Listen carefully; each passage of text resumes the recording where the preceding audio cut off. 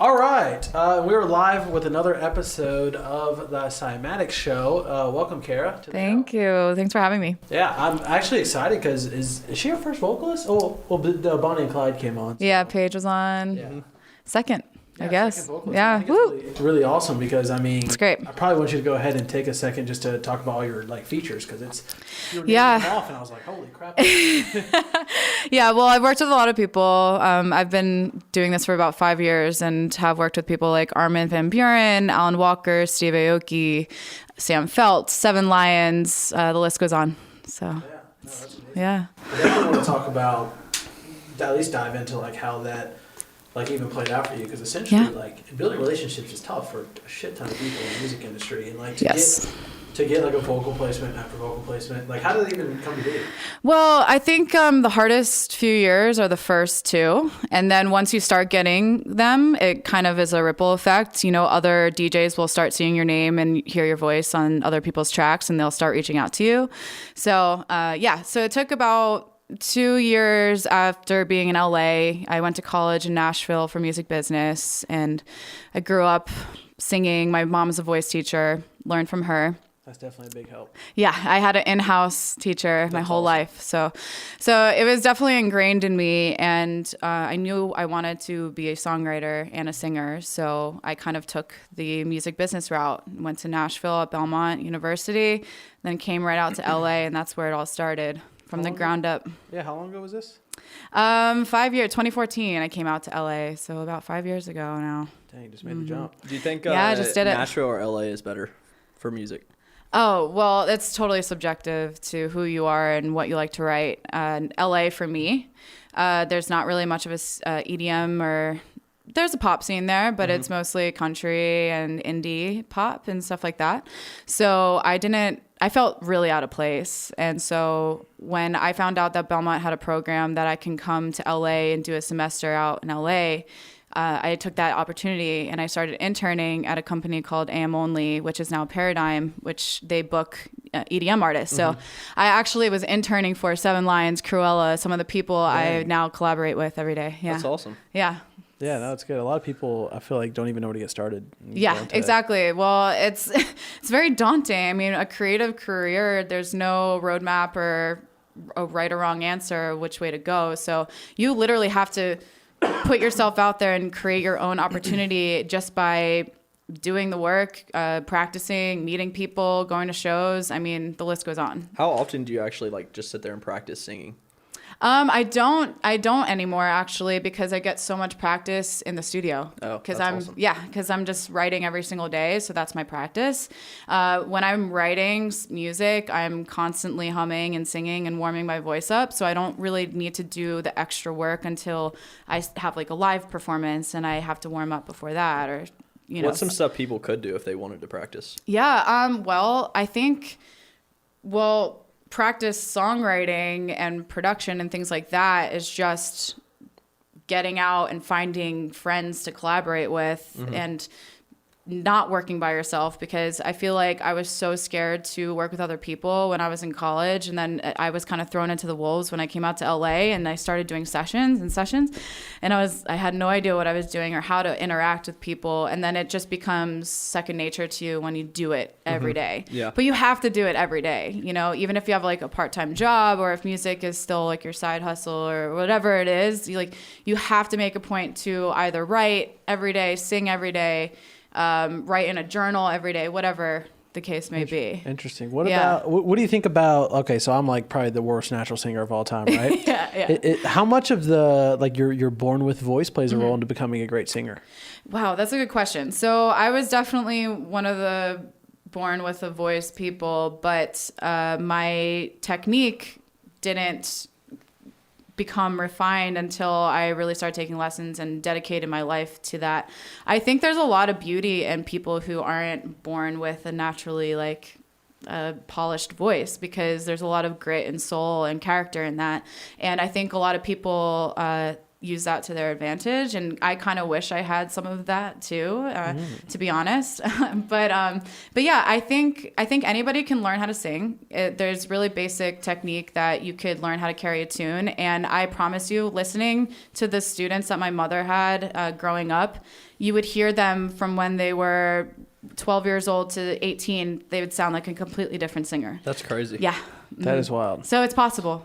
Drew making moves. We'll see Every about Tuesday that. and Thursday That might be an nights, huh? NPC. Yeah, That might it's be just- another NPC round 2. Yeah. Hell, if I could get as good as even the NPC as singing, my singing's But fucking... even nowadays, though, singing isn't. Oh, you can just rap and do something like Or sing silly. an auto-tune. Yeah, and sing with auto-tune. I mean, that's such a huge stylistic advantage to your voice. So. Yeah, for sure. And I'm also excited to just talk about, like, you actually also know about, like, you know, all the engineering behind it. Yes, And I do. like actually Yes. recording vocals. And you, Yes. so have you coached other, or like been in studio sessions and guided other singers a lot as well?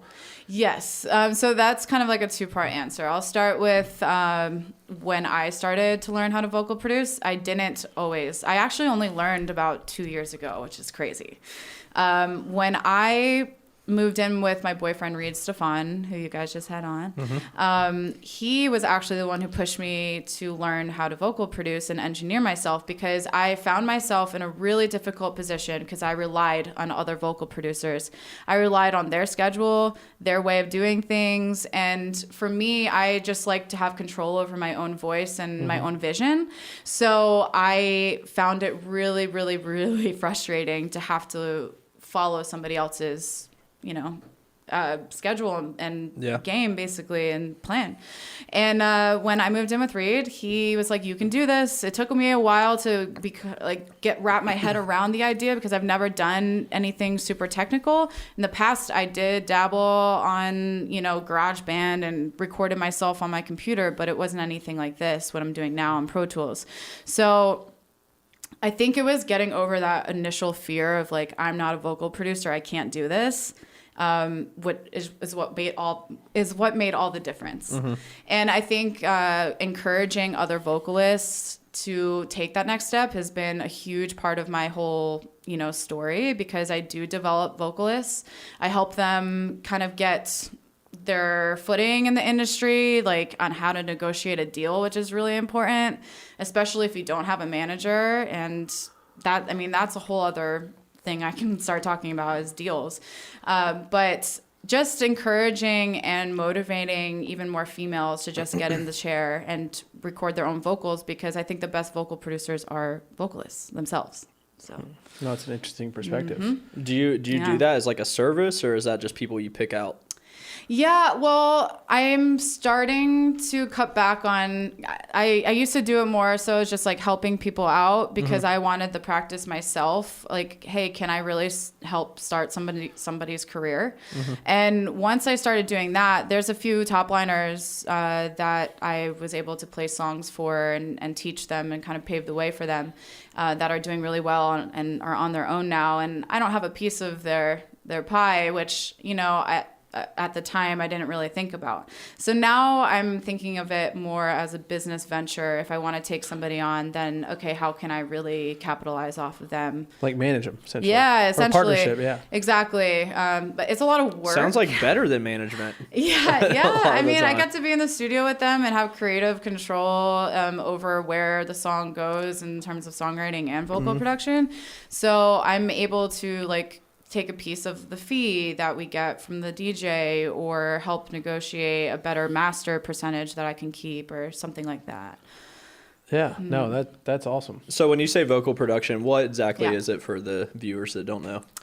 Okay, so vocal production is a lot of things. I think it starts with actually coaching a singer and making them feel comfortable in your studio, because I can't tell you how many places and studios I've been where I was kind of thrown into their booth and wasn't welcomed or felt any sort of connection with them, because they were just clicking the button, like record, record. And to me, I think vocal production, it's very interactive, and you need to have some sort of knowledge on both ends. I think singers should know what they're doing on the computer and in the DAW station, and then the producers should know a little bit about vocal technique, because it's a two-way street. If you guys aren't speaking the same language, it's going to cause a lot of confusion and frustration. Yeah. So vocal production's getting the best out in the singer and in the performance, because it's really difficult to turn an unconvincing performance into a convincing one with effects. You can do it, but I think there's a lot of heart and soul in what you capture in the microphone itself, that you really need to get the best energy and vibe to start with. And then, of course, it's the editing, the comping, tuning, the mixing, which is a whole other ball game. There's a lot of layers and stages to it. So you don't have to be good at all three of those stages. You can be good at one thing and then partner up with somebody who's good at the other, like I do with my boyfriend. I'm not really a mixer. So what I do is I get the best out in the performance, and then I comp it together. I clean up the vocal, take all the S's, T's, and breaths down, and make it a clean, nice vocal for him to mix. And we go back and forth on the best, effects or whatever the case. Yeah. It's kind of cool to be in a relationship with making music. Yeah, that sounds awesome. Yeah, our relationship works. I mean, a lot of people are kind of against that, being with somebody that you make music with and work every day, but it works for us because we complement each other. And what he's good at, I'm not necessarily, and what I'm good at, he isn't. And we're both knowledgeable on different ends. And I think a big part of that is the feminine and the masculine energy coming together to kind of create like the highest level product. I think it's important to intermingle those. I've noticed that as more girls have joined our team. Yeah. And it's different. Like it's a different thought process a little bit than a dude. You know what I'm saying? Yes. I think it's so important. Yeah. If you're a producer and you're either only working by yourself or working with other dudes, I think it's really important to work with females and get their input, and vice versa for females and males. It's really important because you do think differently and you hear things differently. Do you think that there's vocalists that are essentially not discouraged, but like intimidated by the idea of becoming a producer, or like kind of like learning how to produce their own stuff? Yeah, because I felt that way. I was that person. I just don't think I don't know. I just feel like growing up as like a society, females aren't encouraged to go that route and do something technical. And that kind of, it's a little bit disheartening, because I feel like I would have killed it by now if I really took that I felt like pushed to do that. But at the same time, I get messages from females all the time now saying, hey, you're inspiring me to learn how to vocal produce, like asking me questions about it. And that, to me, I feel like there's a major shift. That's awesome. Yeah. Me and Drew have seen it. We've seen it. I mean, even over the past, when we first started Cymatics, I would say almost we never saw females in our comments or anything. Right. And now, I mean, more. it's all the time. I mean, even my Instagram followers, it's like 10% female now, which before it was That's like so freaking cool. 1% or something. Not even 1%. Like really low. Well, I think how you do that is getting female faces and voices and experts on shows like this and podcasts, and definitely. just showing people that I'm just a normal chick. I just sang my whole life. I loved music. I love writing music, and it goes hand in hand. If you're doing what I'm doing every day, there's no reason why you can't vocal produce. What was your first major placement that you were like, holy shit, I can't believe this is like happening? Yeah, I can't believe this is like being released. I think my 7 Lions release, that was the first big one, and from there everything kind of changed. The perception of the industry once you have your name on a track with somebody of that size it's amazing what happens. But you also have to work really hard to maintain it, and to make money as a vocalist is extremely difficult, because I spent many years doing things for free. You don't really get too many royalties in EDM, especially because most of those songs are being played live and the streaming numbers can fluctuate. There's obviously major hits in EDM on Spotify, but just it's in more general, rare for sure than hip hop. Yeah, exactly. It's just harder to break through that. So I rely heavily on vocal fees, and I rely on retaining master percentage, which there's a difference between the master side and the publishing side. And I made many mistakes doing buyouts when I first started, and not putting my name on a song. And there's lots of rules, lots of really confusing rules to publishing and royalties that I think is really important to understand before you make those decisions. So, yeah, I mean, it's difficult. Yeah. It's really hard to make money.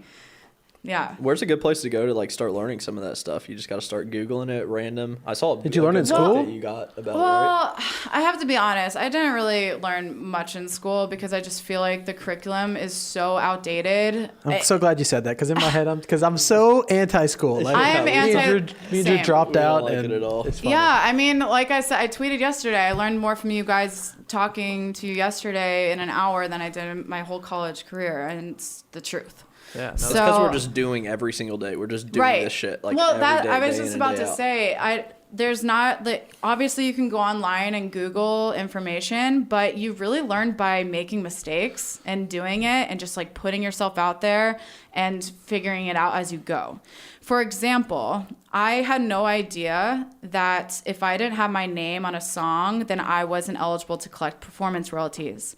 And I was in a really stinky situation where I had a song and I was really desperate for money. And so I wanted the small vocal fee that they offered. And last minute, these guys took me off, like said, well, either the fee or the feature. And I needed the money. So they took my name off of the song, and it was on regular rotation on BPM. And that's thousands and thousands of dollars that I missed out on because my name wasn't on the song. Damn. So there's really important things that vocalists need to look out for when negotiating and making deals like that. How has that world shifted, would you say, over the past, like, let's just say 4 years? The publishing world? Yeah, the publishing world. Because obviously every industry is kind of radically changing right now with like the internet, social media, all this weird shit going on. Right. You know? Well, I don't know all of the ins and outs on it, but I think it hasn't really changed because we just went through a whole thing like the Music Modernization Act trying to get the laws changed that haven't been changed for like 100 years. So that's why streaming right now, we're trying to get higher royalty rates on streaming. And right now it's like pennies because they're like the laws aren't updated or aren't progressing with how the music industry progresses.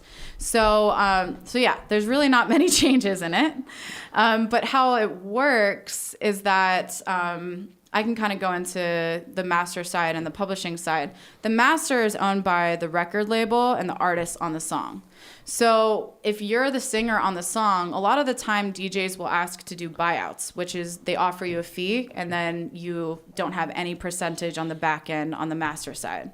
Master is being paid out by the labels, and that's where most of the money sits. So if you're getting streams, you're going to make money on the master side more so than the publishing side. So it's really important to keep that and don't let anybody like bully you out of, your percentage of that because you definitely I always give my songwriters and split my master with them because there's such little money on publishing nowadays that the master is really the focal point. And then on the publishing side, it's really important to keep your percentage too because you never know if it becomes a hit, then you're making money and it's important to retain your master and your percentages on publishing so that you can make money down the road. So long end game. Yeah. How do you collect your royalties? Well, I'm signed up with BMI. So it's a PRO system. This is basics. If you don't know, sign up with either BMI, ASCAP, or CSAC in the US. And then all other countries have different societies that collect. It's really simple. Just go to their website. You can sign up and make an account for your writing and your publishing. You kind of create your own publishing entity. And yeah, you have to register your songs and then they collect the money for you and it's paid out quarterly.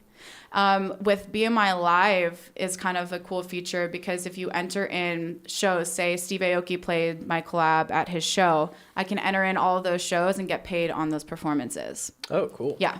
Even though it's little, it adds up because sometimes I'll get a headliner like for I don't know, Audion played one of my songs and I got $30 for one show.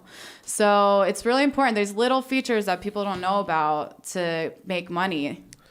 In the long run, yeah. It's so funny because like the way we operate, I mean, we're just purely like social media. Yeah. We do our own thing. So it's always interesting just to hear from the other side, the publishing side of the music industry, you know? Yeah, no, totally. Did you ever have issues collecting them? Yeah. Oh, yeah. I mean, I've signed admin deals that were a nightmare. I thought I was doing my due diligence and making sure, you know, all my stuff was registered, and even proper publishing companies can really screw you up and not collect correctly. It's kind of a wild west. Like there's really no rhyme or reason, you know. And I've heard stories like at the end of the year, if there's just extra money floating around BMI, they'll just split it up between some of the biggest publishing companies and then just give them money. So it's like you never know if you're actually getting what you're owed. I'm convinced that I'm not getting the amount of money I'm actually owed, and that's so frustrating for me. But there's no way for me to gauge it. I have all the companies in place to do it for me. So I have to trust them to do that. Yeah, I mean, you got to at least be knowledgeable on this stuff, though. Yeah, like there's no way for me to go out and collect my royalties. It's impossible. You have to be signed to a publisher or, you know, have someone helping. Do you want to talk about your vocal packs? Because obviously you got some traction with your vocal packs, obviously super popular. Totally, yeah. And so I made 2 vocal packs for Splice, and I had no idea that they were going to blow up the way they did. I knew that there was a really big, like, void in the vocal space where I felt like there wasn't too many usable phrases and high quality vocal samples. So I really wanted to focus on making this a usable pack for people who don't have access to singers. You know, the bedroom producer that's just starting out and they want like a full verse and a hook. You know, there's not too many places where you can find that. I'm sure you guys have that. But but for me, I really wanted to do that, make something that people can be using forever. And the packs have been on the Splice charts for 3 years now, and they've never left. And they've ended up on the David Guetta album. It's on a Bring Me the Horizon single. You know, I performed a song with Audion who used it at EDC. So it's brought me so many places that I never could have reached without it. Yeah. And it gave me financial stability too. And there's probably a lot you don't even know about. Oh yeah. Like for us, I love hearing about it. Like, oh, it's in this song or ones you recognize, but think about all the random spots. It's just chilling, well, I was listening to Cashmere's playlist the other day, and there was like 5 songs with my vocal hooks in them on one playlist. Can you imagine? Like what? I mean, the packs have almost like 1.5 million downloads. It's like. That's fucking wild. They're everywhere. Crazy. So the downside to that is that I can't collect royalties on all of those songs. But which I don't think that's a downside because you got to see it. Like we don't believe in royalties for sample packs at all. Right. Because of that reason. It's just you get everywhere from them. If everybody's using them, think about all the opportunities you get. Exactly. Well, that's exactly what I was going to finish that off with. You know, I knew what I was getting myself into going into this business venture, and although I don't collect publishing royalties on it, I've gained so much more because it's given me a whole new avenue and business to explore. Yeah. So I think you would kill it. Just keep doing vocal packs. I mean, it was the first thing I heard about your brand from was your vocal packs. I know. They're just kind of, it's what stuck and what kind of blew, but the first thing that really blew up for me. That's awesome. Yeah. It's pretty wild. Yeah. No, I hear my voice everywhere. Like literally it's commercials everywhere. Also, it's kind of just ours. It might be a random snare sound, but it's actually you. Yeah, it's actually me. And I can tell by the inflections, even if they're pitched up vocals or pitched down, I can tell. Yeah, instantly, pretty much. Mm-hmm. So you want to talk about your tour coming up and how that came to be? Because that's pretty fucking crazy to be touring. Yeah, I mean, I can't disclose who I'm touring with just yet, but I'm going to go ahead and just say it's really saucy. So it's really saucy. Like top name saucy. I didn't know we couldn't say it. That's why I wanted to bring it up. No, it's all good. It's all good. No, I mean, I think it's important to even talk about this because I've been working 5 years in this industry and I am just going on my first tour with a DJ. you know, and I just want people to realize that if you work hard enough and you're relentless enough and you keep putting music out, this stuff becomes a reality. You know, what I think is really cool about it is that I'm going on like a full-fledged bus tour throughout the entire US, and you know, I can just hop on somebody else's bandwagon basically and get all of that experience and not have to worry about selling tickets for it, and just kind of be there as like a special guest and enjoy my time and soak in that energy. And so I can take that with me and do the next thing. That's like ideal. Almost, it's ideal. You know? Yeah, it's absolutely ideal. I mean, imagine me going around playing the guitar at like these random bars, like trying to sell tickets. That's not what I wanted to do. So I can hop on a bus. We had a friend actually that came on here recently, Larry O, and he was on his first tour was Warped Tour. And it was like they're playing their time slot every single day when they woke up. Yeah. Sometimes they wake up and they'd be like, "You're on in 20 minutes."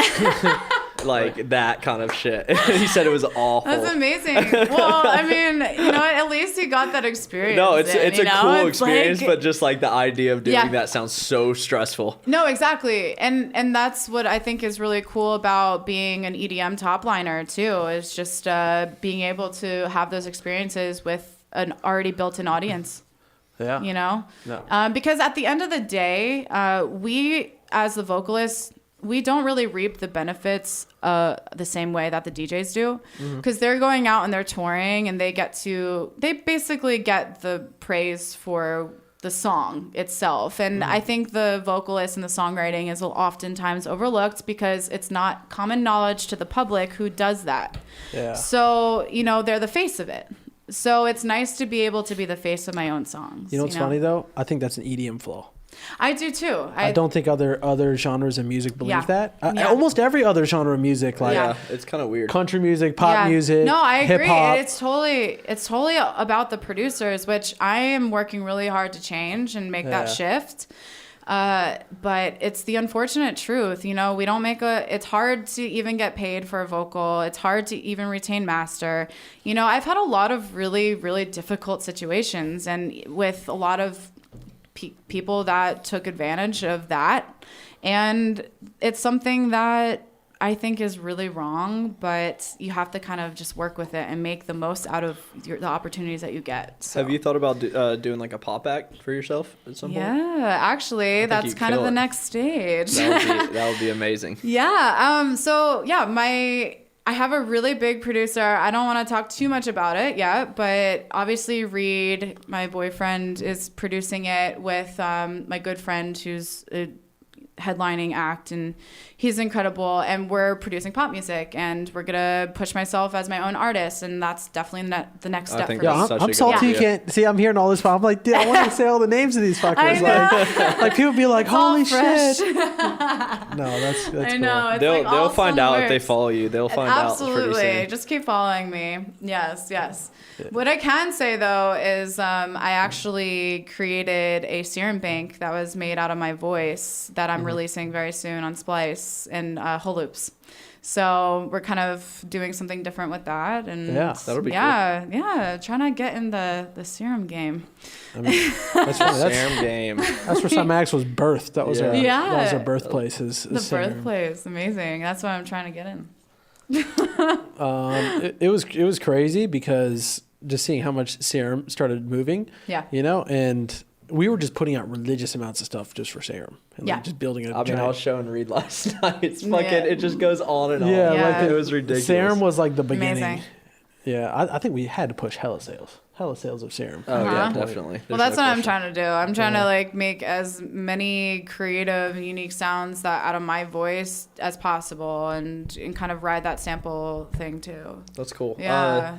So you want to talk about some like do's and don'ts in collaboration? Because I mean, I deal with this a ton because I do tons of studio sessions, and some people come in and just don't know how to act straight up. Yeah. No, totally. I think I think it's really just basic stuff. I think having self-awareness, you actually posted about self-awareness today. I had to delete it because so many people didn't understand it. Really? Sitting there like talking at each other, saying all this shit. And I was like, Drew came up, he was like, dude, it's funny how people don't even understand. They don't get that. They don't understand like saying like you should focus. Because they're thinking I'm saying don't experiment, don't try different stuff. Or don't no, that's not what self-awareness is. Yeah, it's just being aware like what your strengths are and capitalizing on them. Yeah, no, totally. Well, yeah, that's kind of interesting that people don't understand that, but I'm a really big person on self-awareness. It's just little things like, are you talking too much? Are you aggressive in the studio? Are you being too pushy or competitive or just bringing any weird vibes? Really, it's as simple as that. Because when you're in the studio and you're collaborating with somebody or over the internet, I can tell what energy you're putting behind those emails and those texts.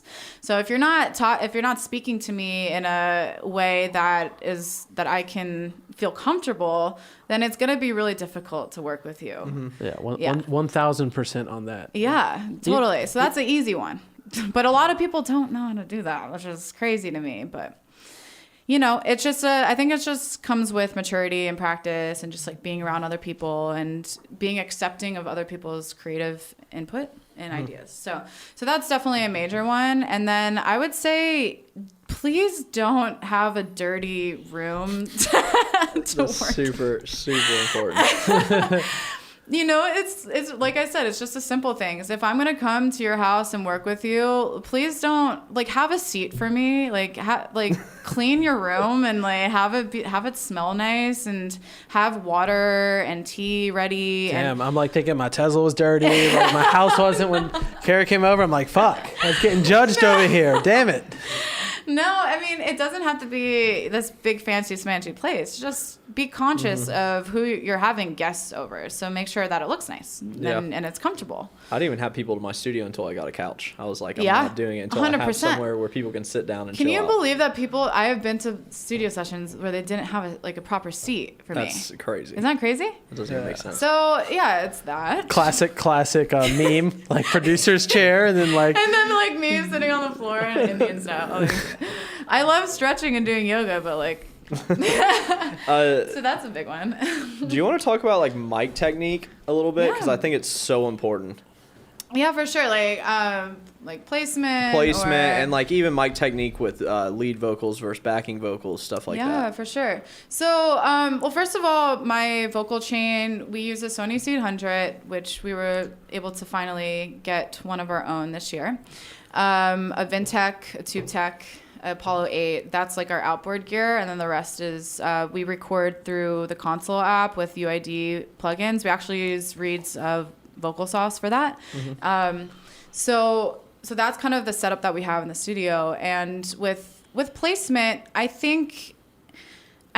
really not too much to on the producer's end. I think it's more on the vocalist end, learning when to be close up to the mic, when to back away, being familiar with the loudness of your voice and your projections so that you can kind of get the gain at a good level. I don't really feel like there's any trick to placing a mic with a vocalist. It's more knowing how to move back and forth. Yeah, exactly. And I think it's just kind of more about the vocal mix in your headphones, because what you want out of a vocalist is their best vocal performance. So if you're recording somebody and they have a dry, screechy sounding vocal in their headphones and it doesn't translate for them most of the time. I know very few people who like to record with dry vocals. I want to feel like I'm on stage, like a superstar, and already sounds finished. If the mix sounds finished, then I feel like I'm, singing my best takes, and yeah. So I think that's more important than vocal placement or mic placement. Yeah, so you recording with reverb and just everything on. Yeah, I do. I mean, it varies for different styles. If I'm doing something fast and rappy, then I take less reverb on it, but definitely have the compression still on.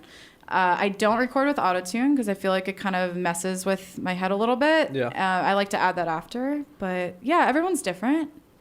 But when you're working with a vocalist, you have to make sure you're asking what they like, and vice versa. For vocalists, you have to communicate what you want to hear in your headphones. To get the best out. I got a question. What? So a lot of producers out there, like myself, love vocalists. Yes. Helps. We love producers. Yeah, it makes the songs like carry so much easier, or like instantly is Well, it adds a human element. To it. That a lot of people vibe with. What do you recommend for producers? I say don't got any money, but want to get features and stuff. Like, should they just hit up random vocalists or work with friends, or what would you recommend? Yeah, for sure. I mean, it's. Like I said, there's really no right or wrong way to do anything, but I think it's important to start with your friends.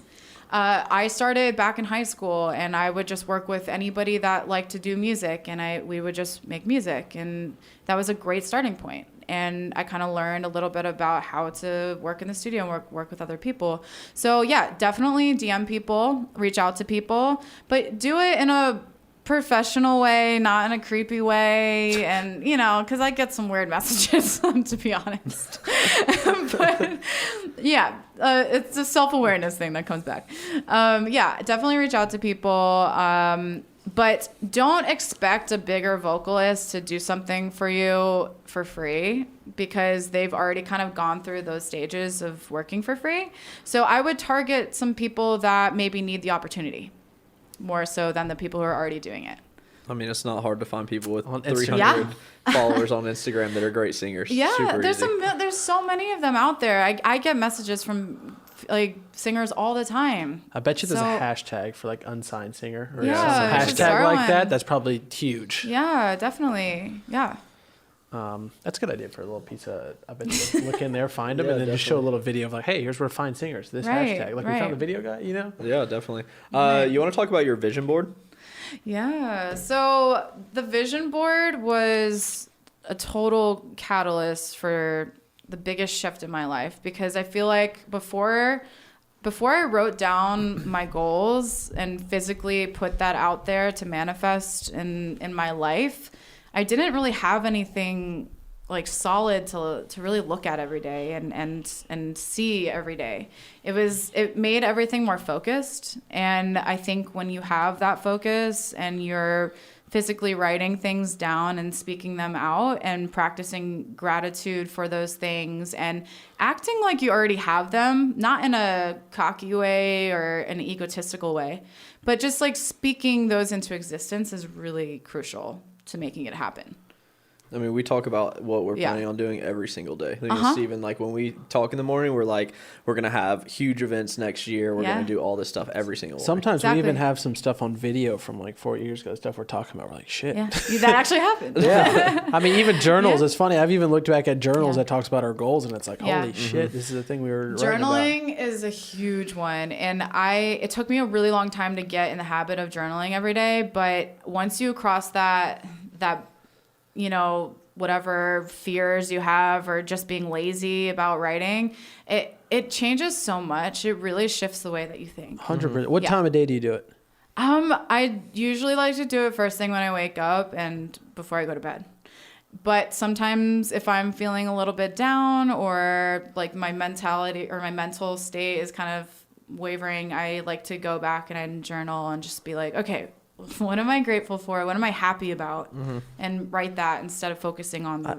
I did that for so long. Now I do a walk right after my coffee, and a walk with music kind of gives me that same type of thing in the morning. Yeah, well, nature is really important. I can't stress this enough. Just going outside and going to the beach, going on a walk to the forest, hike, whatever. You cannot be cooped up in a studio all day. It just is and it's really hard not to do it. I know, I get it. And you can definitely get sucked into it, but you're going to feel like crap if you just do that every day. You got to get out, you got to do something different and get inspired.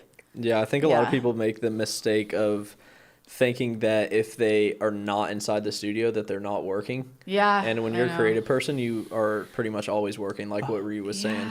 Yeah, I think you're constantly working if you take a break too, because I can be outside looking at a leaf and be like, wow, that's such a pretty pattern. That would be great for my album artwork or whatever. I mean, shit, even outside earlier, we're just chilling, you know? Yeah. But like, I still think it's But you're talking ideas, but those are the moments where I feel like you're more free and you come up with those ideas. Yeah. We spend a lot of time just talking ideas. Like you guys we are will probably neglect other stuff in order to just talk ideas. I don't think there's anything wrong with that. I think there's a lot of power in it. We do that morning meeting just called the stand up. So essentially it's what everybody's working on plus any announcements. That's amazing. And if me and Drew are talking about some sauce, I'll just be like, fuck it, we're going to push it. You know what I'm saying? Because like, fuck the mundane daily shit. You know what I'm saying? Like, if you're talking about good ideas, like me and Drew have seen sometimes that sprout fucking $1 million business out of nowhere. Yeah. Absolutely. You know yes. So. Definitely. You want to talk about working a part-time job and how to navigate that transition? Sure. Yeah, the transition. Yeah, so I was a manager at Jersey Mike's, just a normal person, just making sandwiches, and I during that time actually I had my 2 packs out and they blew up, and I had all these big records and stuff, but I really wasn't making enough money to live my life and pay my bills, so I made sure that I had a job where I can at least have the majority of my week dedicated to music, because if it's an uneven balance, then I don't feel like you're going to make enough progress. If you're working every single day at Chipotle and you don't have the time to make music, you're not going to progress. I completely agree. Yeah. So you have to find jobs that you can schedule to where your main focus is music still, but you're doing that. And you can really be creative and make money doing music. I mean, I took every single possible vocal gig that I could possibly get, doing commercials, just doing paid demo work. I mean, anything, even if it was just for $50 or $100. I mean, you cannot be picky about what you do if you're trying to make it in music. And so I was able to quit my job when I moved in with Reed because not because I had enough money, because we both made that decision. We're like, okay, it's time for us to buckle down and make it happen. Mm-hmm. And I even get emotional thinking about this because it was such a difficult time in my life because I wasn't making that extra money. But because of that time, it was like a life or death situation. And it was like sink or swim. You'll make it happen. Make it happen. And guess what? We made it happen. So that's what I love. That kind of reminds me of when we started Cymatics.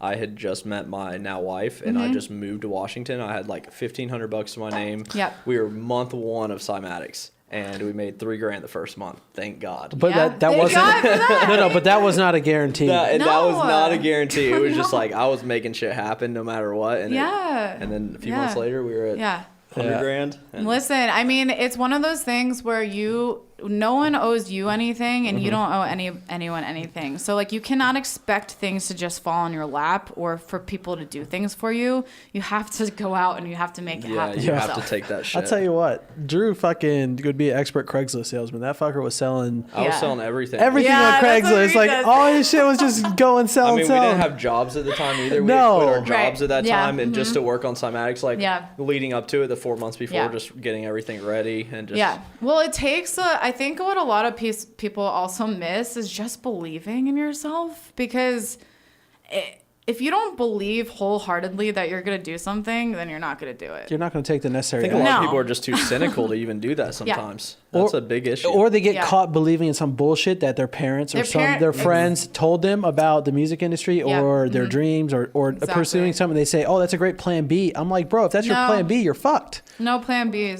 Fuck plan Bs. No, exactly. What is the point of a plan B? I really don't understand. Yeah, you might as well pivot if your plan A is not working. Just make small pivots to make adjustments. Exactly. It's not all going to be time to go be the accountant. Yeah, no. It's not It'll gonna always be there. That job will always be there. Right, exactly. And it's not going to be easy, but if you believe enough in yourself, then you really can make anything happen. People hate when I post shit about college. If I post I know. It's because they're defensive about it, because they're raging because they're paying money and going into debt for it. If I was $60,000 in debt, I would be raging too. So I understand your pain. Whoever's watching this, I understand your pain. Yeah. That being said, you don't need to go to college to be successful in music. You really don't. Definitely not. No. What are we at on time? Time count? Oh, sweet. 46 minutes. Yeah, this is going good. This is an awesome podcast. Whoa, That's cool that I'm glad you guys both came down. I got 2 podcasts, and a vocalist one. Like I was like, okay, I'm already thinking in my head, like, okay, sweet. She's saying all this awesome stuff for vocalists that they vibe with. Like, cut those out and then target vocalists to even get people like that listening to the show and stuff. And I can do, and the next thing that we do, I can do more of like actually talking about the techniques and stuff. Exactly. Yeah. So I have to sing something, right? Yeah. Oh, that too. Yes. and also we are shooting an entire like vocal workshop. So you're gonna see if you're a producer or a vocalist. Yes. You're gonna see a bunch of techniques that would be great to use in the studio. So it doesn't matter which either or, because even as a producer, it's your job to help direct the session and all that shit. Absolutely. Yeah. You got to be knowledgeable about it. Yeah. Yeah. So what are you gonna sing? Yeah. I don't know. Should I just make up a little sample for you guys? You could just do a little ad lib or something. If somebody samples this and sends it to Karra, that'd be awesome. Or actually, just if you sample this and put it on Instagram or something, tag her in it. Yeah, that'd be great. You'd be surprised. You'd be surprised at how many people in our community will fucking. Oh yeah, let's do it. Okay, let's sample something. I don't wanna go tonight. I don't wanna go. All right, there you go. Let's do that. Somebody's gonna make a fucking hit with that. I don't want to go home tonight. Yeah. See those hits, guys. Okay, that was sick. Yeah. I was like, shit. You know, I was instantly thinking in my head. Instantly, the first thing that popped up was like using like one of Andrew's song. You know, does producers flip one. You know, I was like, dude, that's all one for this. Yeah. I was just thinking. I was like, damn, we need to get like a cool video of people flipping it right there. Oh, that'd be great. Flipping the Cymatics Show. Sweet. I think. Do you want to go into the bonus round and giveaway and all that stuff? Giveaway sauce. Are we gonna? What do we want to do for? Do you want to? I don't know if you're not allowed to give away vocal packs, are you? Not on this place. But I was thinking we can just give another like golden bundle or something away for Holoops. Or we can do whatever. It doesn't matter to us. We can probably pick a goodie out of the closet too. Whatever. It doesn't really matter. Yeah, whatever you guys think. Yeah. What do you want to do? A little goodie? Yeah, you might as well look for a little goodie. We could do like a little mini recorder or something. Makes sense for that. Yeah. Yeah. Find a mini recorder. Okay, that makes sense. Starter recorder. Yeah. Your first recorder. Yo, Karra, I'm gonna make it my mission to get that little clip sampled. Yeah, do it. Like I literally want to pay influencers like four producers remix one sample. So we'll just get benefit because it happened to be the show, you know. Yeah, let's do it. I'm down. I don't know if we have any recorders. You want to just do like a H1N or H1 or whatever, Zoom H1, something like that, H2? I mean, dude, we can do whatever. This part's audio only, right? No, next part coming up will be after this. All right. We'll do a Zoom H2. How about that? Zoom H2. Yeah. Fuck it. We'll run it. Little Zoom recorder. Those things are fucking awesome. Yeah. All right. Cool. That's a mini version of what I have at home. A little mini. Yeah. Cool.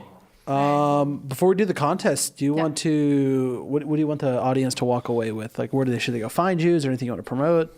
Yeah, of course. Well, all of my Instagram social media tags are at I am Karra Music. So that's spelled Karra.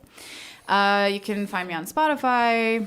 I have tons of music up there. Going to be releasing a bunch, lots of features coming out. And obviously look out for my Serum Bank coming out on Splice.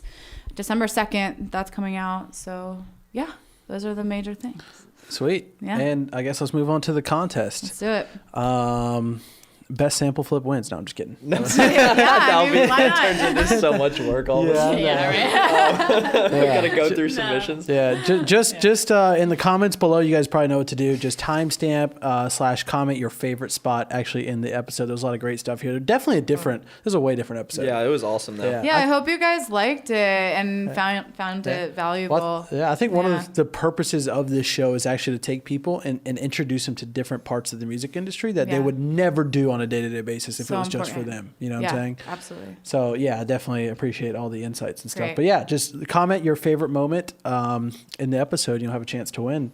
And we're going to be announcing actually a shit ton of winners. Yeah, we have a bunch of winners from multiple episodes. It's almost like a lottery, nice. like naming lottery numbers. Sitting on the other side of the table, just sitting here waiting for Steven to Jeff_36. You win the speakers, and just read them. And people like to wait for it because it's kind of like exciting, you know. Absolutely. Yeah. All right, and now we're going to start the audio only portion. Where we're going to get into a couple extra bonus questions. Listen to on Spotify, SoundCloud, and all that great stuff. Starting now.